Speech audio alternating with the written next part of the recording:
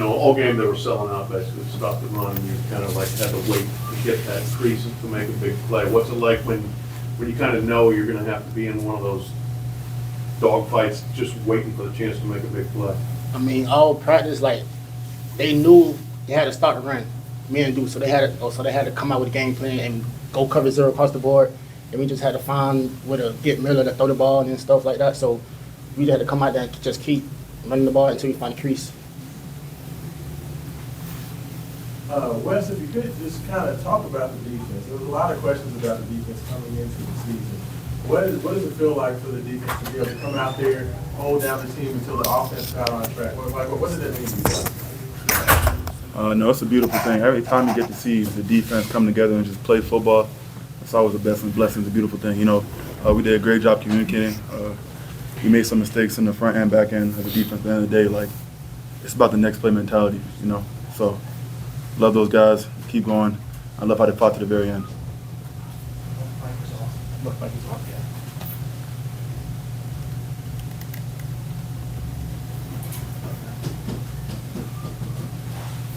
Miller, where would you say, 2 games in, where would you say you guys are offensively from a continuity standpoint?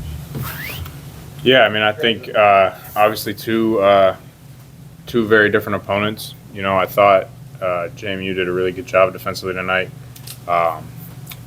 They're a really good team. They're an aggressive team, and they emptied the clip defensively in terms of what they threw at us looks-wise. So I give them a ton of credit for what they did. I think, it's always better to learn from wins, and I think that's the most important thing at the end of the day. But we know offensively we definitely got some room to grow, and I think this will be a really good tape for us to learn from. Isaac, with a game like this, and we probably had very many, but when you get to 6, 7, 8 carries and you haven't been able to really pop anything yet, what's in your mind? Are you frustrated? Are you just looking at defense a little bit, thinking about what you can do different?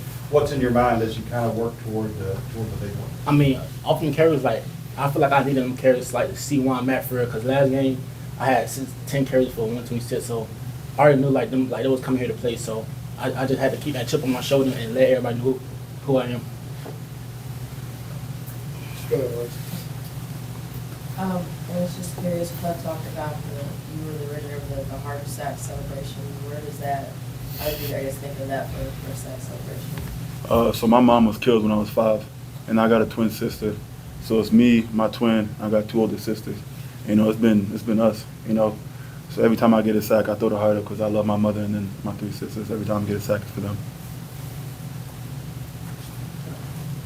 Miller, what's it like to have a weapon like Isaac in the backfield, and then what's it like to watch him when he's gone, he's breaking away from everybody?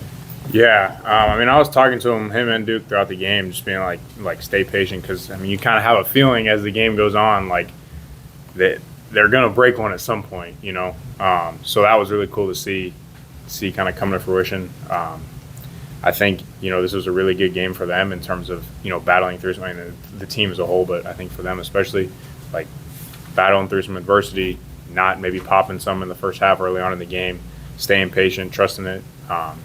And then obviously, putting the game away on Isaac's run. So, those guys are super, super talented, and I'm super lucky to have the opportunity to play with them. Miller, if you could just kind of talk about with the struggles that the offense had in the first half, to finally find Chris and get that little slant and him take that to the house, and get that game, get the game tied. What did that feel like to kind of finally get that going? What was the conversation in the offensive side? It was good. I mean, I felt like we had put together some drives and hadn't necessarily, had the points to show for it. Like I said, they were playing super aggressively defensively. Obviously, they had a new defensive coordinator, so I mean, they played Weber State, but hadn't shown their full Rolodex of coverages and stuff like that. So I give them credit for their plan. I think we felt like we were kind of on the edge of breaking one. When you play that aggressively defensively, there are big plays to be had, because you can make one guy miss, it's gone. So. Chris is a phenomenal player, and it's great to, be able to throw the ball 8 yards and have him take it 60. Yeah. This is for Isaac. What has the process been like to you in terms of welcoming in the transfers that are starting in this offense and just kind of getting used to everybody and even the guys up front on the offensive line, like how they block for?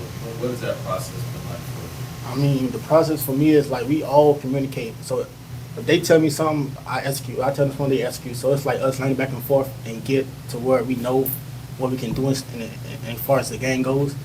So I just feel like we just gotta come in and put in a show for them, for y'all, for real.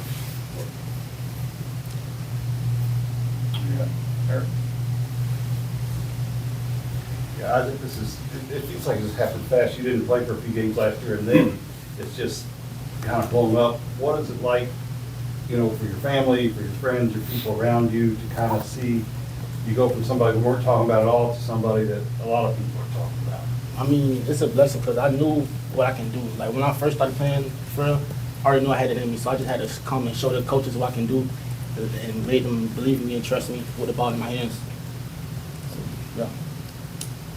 Anything else for you guys? Good? Okay. All right, thank you guys. Thank you.